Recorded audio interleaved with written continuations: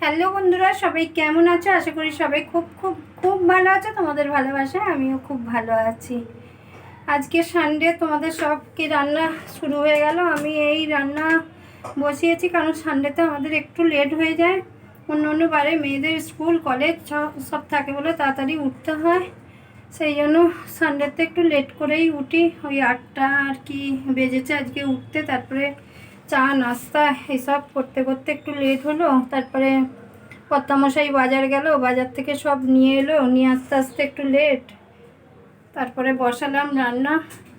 দেখো রান্না বসিয়েছি, এই একটু আগে হয়েছে বেতো শাক, বেগুন দিয়ে ভেজেছি বেতো শাক, আর একটু করলা ভেজেছি। তোমরা বেতো শাক কী দিয়ে ভাজো একটু বলো তো।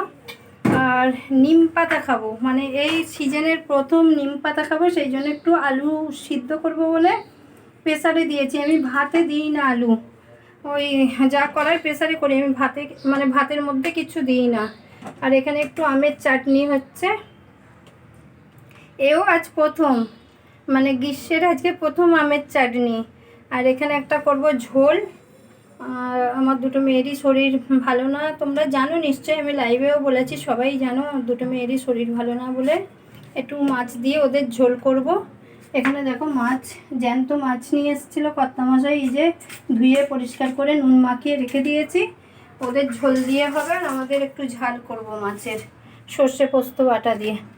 আর এখানে একটু কালকের তরকারি বেঁচে আছে, এটা গরম করব। আর কি করব দেখতে থাকো। আর ভাত তো হবেই, ভাত হয়নি। আর তোমরা কে কি রান্না করছো একটু কমেন্ট বক্সে জানিও। তোমরাও রান্না করতে থাকো, ততক্ষণে আমিও রান্না করতে থাকি। দেখা যাক লাস্ট অবধি আর কি কি হয়। দেখো বন্ধুরা, তখন মাছ তোমাদের বললাম পুরো সাফ করে রেখেছি, এখন ফ্রাই হয়ে গেছে মাছ।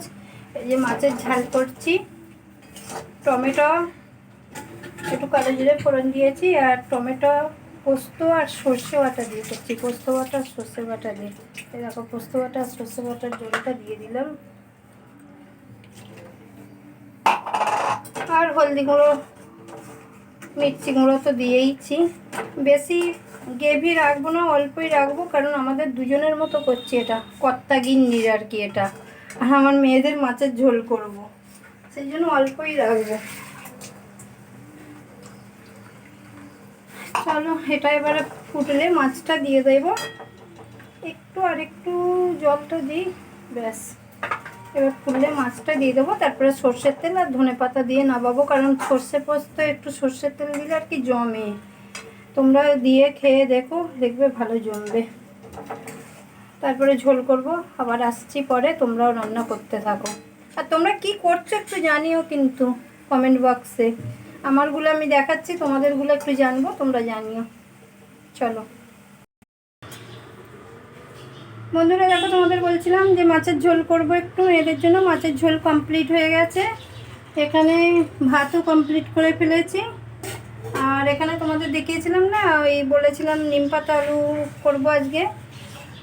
আলুটা প্রেসারে সিটি মেরেছিলাম, এই যে নিম পাতাটাও আমার ভাজা হয়ে গেছে। আমার পুরোপুরি মোটামুটি সব রান্না কমপ্লিট হয়ে গেছে। এবার লাঞ্চ করব, সবাই চান করছে একে একে, চান হয়ে গেলে লাঞ্চ করব। এবার বলো বন্ধুরা, তোমাদের কতদূর কি রান্না হলো একটু কমেন্টে জানিও, আর তোমরা কি কি রান্না করছো সেটাও একটু কমেন্টে জানিও। ততক্ষণের মতো চলো টাটা বাই বাই, সবাই খুব ভালো থেকো, সুস্থ থেকো, শুভ দুপুর।